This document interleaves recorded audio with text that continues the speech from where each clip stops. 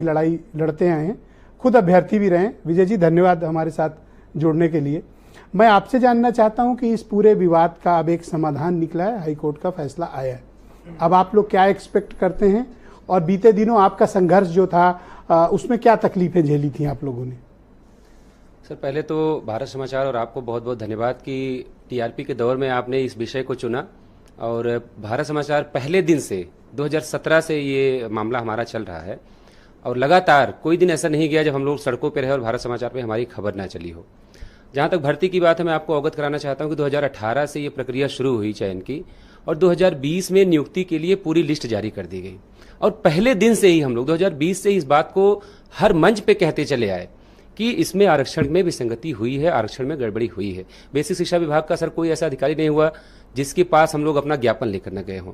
भाजपा सरकार में कोई ऐसा मंत्री नहीं होगा, मंत्री की बात छोड़ी कोई प्रवक्ता नहीं बचा होगा जिसके पास हम लोग अपना ज्ञापन लेकर न गए हों कि सर इस बात को ऊपर तक पहुंचाइए, इसमें आरक्षण में गड़बड़ी हुई है। यहां से भी बात नहीं बनी। कैसे गड़बड़ी हुई, थोड़ा दर्शकों को यह भी बताओ। मैंने तो बताया, अब आप थोड़ी और क्लैरिटी दो, गड़बड़ी हुई कैसे? मैं उस पर भी आता हूं सर। जो ये लिस्ट बनाई गई, अभी 33,000 34,000 का जिक्र हो रहा था कि 69,000 का जो अनारक्षित वर्ग की सीटें जो होंगी 34,589, उसमें जो बीजेपी के आदरणीय प्रवक्ता हैं समीर सिंह जी, इन्होंने कहा कि उसमें 13,000 के समथिंग ओवरलैपिंग हमने करवाई। सर देखिए, पहले तो हमें एक चीज समझनी पड़ेगी और इस बात को सब जानते हैं, लेकिन पता नहीं क्यों लोग इस बात को बोलना नहीं चाहते कि अनरिजर्व और जनरल में बहुत फर्क है। आप किसी सीटों को, आप जो कहते हैं ना कि जनरल की सीटें हैं, तो पहली बात तो यह समझना चाहिए कि भारत के संविधान में जनरल के लिए कोई सीट आरक्षित नहीं है। जिनको आप जनरल की सीट कहते हैं वो अनारक्षित होती हैं। उसमें किसी भी वर्ग का व्यक्ति हो, अगर उसकी काबिलियत होगी, अगर वो मेरिट में आएगा तो वो वहां पे ओवरलैप करेगा। अगर आपको इससे आपत्ति है, आप संशोधन कर दीजिए, पूर्व बहुमत की सरकार, आप व्यवस्था बदल दीजिए कि नहीं देंगे हम आरक्षण। इसमें तो कैसे गड़बड़ हुई, ये थोड़ा उसमें गड़बड़ी है सर, मैं उसमें बता रहा हूं आपको। उसमें हुआ ये कि जहां पे हमारी ओवरलैपिंग 19,000 लोगों की होनी चाहिए, जो 13,000 का जिक्र कर रहे हैं सर, वहां ओवरलैपिंग 19,000 लोगों की होनी चाहिए थी। इन्होंने क्या किया, 13,000 लोगों की ओवरलैपिंग करा दी।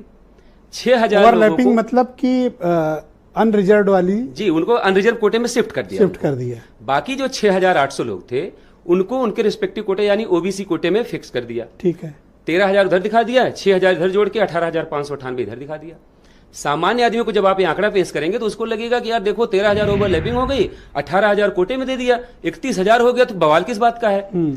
जब हम लोगों ने मुख्यमंत्री जी ने भी ये बात कही थी कि 31,500 जॉब दी गई। बिल्कुल, मैं उस पर आप मानते हैं कि इतने ओबीसी को जॉब मिली हुई है? मैं कह रहा हूं 69,000 में से 31,500 हुई है। और वो 13,000 लोग नहीं, 19,000 लोग अपनी काबिलियत से अनरिजर्व सीटों पे जाते। बिल्कुल ठीक। लेकिन आपने एक साजिश के तहत 13,000 पे उनको रोक दिया और 6,000 उनके कोटे में शिफ्ट कर दिए। और ये बात 29 अप्रैल 2021 को राष्ट्रीय पिछड़ा वर्ग आयोग ने मानी, 23 दिसंबर 2021 को मानी, मुख्यमंत्री जी ने मानी हमारे 5 सदस्यीय प्रतिनिधि मंडल के साथ, जिसमें मैं भी शामिल रहा।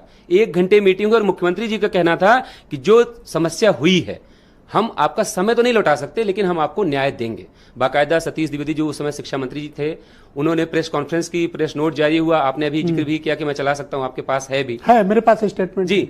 इतना सब कुछ होने के बाद सतीश द्विवेदी ने एक्सेप्ट किया था कि विसंगति, बिल्कुल खुल के किया था और प्रेस नोट मीडिया में सबको बताया भी। 5 जनवरी 2022 को विसंगति मानते हुए जो घोटाला हम लोग कहते थे उसको विसंगति का नाम दिया गया और 6,800 अभ्यर्थियों की सूची भी जारी कर दी गई। करेक्ट, 2022 में। अब तो ये विषय बचता ही नहीं कि घोटाला हुआ कि नहीं हुआ, गड़बड़ी हुई कि नहीं हुई, विसंगति थी कि नहीं थी।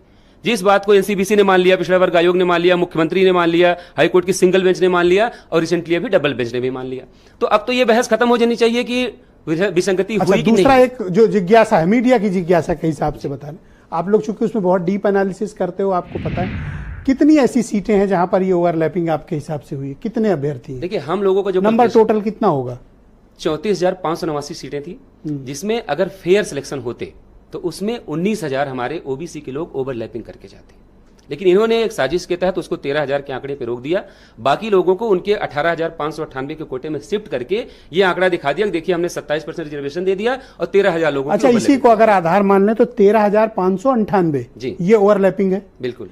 तो नई जो मेरिट लिस्ट आएगी तो जो चयनित है 13,598 उनको हटाकर ही तो आएगी, करेक्ट?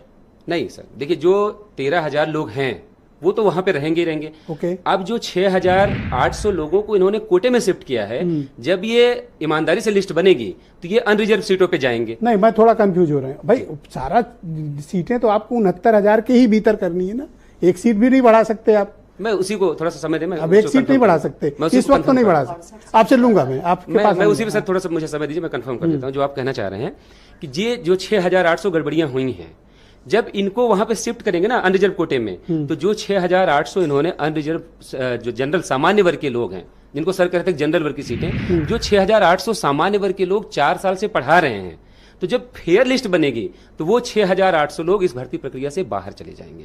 मतलब वो खतरा उनके ऊपर उनकी है। जॉब जाएगी ना? बिल्कुल जाएगी, डेफिनेटली 6,800 बिल्कुल जाएगी, और हम लोग इस बात को मानने वाले हैं और हमने हर जगह इस बात को बोला है कि देखिए उनका चयन, उन्होंने जाली दस्तावेज तो लगाए नहीं है सर, फर्जी वाला सब करके काबिलियत नहीं क्या ली है है? उन्होंने। हाँ।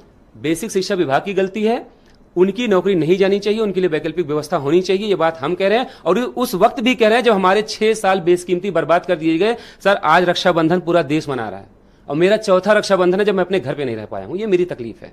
और लगातार 21, 22, 23, काफी 24 क्लैरिटी दी। एक्चुअली ये बड़ा टेक्निकल विषय भी है, जी सर। इसको समझना भी उतना ही मुश्किल काम मुझे है। 30 और सेकंड में दर्शकों- सर मैं कंक्लूड कर दूं आप अपनी 20 बात। सेकंड में बात खत्म करो जी बस 20 सेकंड मुझे चाहिए। जहां तक ये बात हो गई कि उनकी व्यवस्था होनी चाहिए, एक और बात महत्वपूर्ण करके मैं खत्म कर देता हूं अपनी बात कि इस सारे प्रकरण में दोषी कौन है इसका आज तक किसी को नहीं पता चला। सर ने कहा कि मानवीय भूल है, मैं कह रहा हूं मानवीय भूल हरियाणा में हुई, मुख्यमंत्री को जेल जाना पड़ गया। हमारे यहां 6,800 पद लूट लिए गए, कोई अधिकारी जो दोषी है उसका नाम किसी को नहीं पता। सर आपको पता हो तो मुझे बता दीजिए, मैं अपने लोगों को बता दूंगा और सारे लोग जुड़ के देख तो रहे उस होंगे। वक्त डीजी तो वही थे ना, विजय किरण आनंद जी थे, वही थे। सरकार की तरफ से सतीश कोई तो द्विवेदी है मिनिस्टर जो थे। बता दे कि कोई हाँ, इस रॉकेट अधिकारी साइंस से थोड़ी है, गलती हुई। सबको पता है। नहीं, क्लियरिटी तो सरकार, जैसे आप देखिए गोमती नगर में घटना हुई, हाँ। पटक के सामने रख के नाम बता दिए गए कि किसने गलती की, 15 लोगों के नाम आए, सबको खुशी हुई, All जिसने right, अपराध किया शुक्रिया चले गए। आपका। मैं सुलोचना मौर्य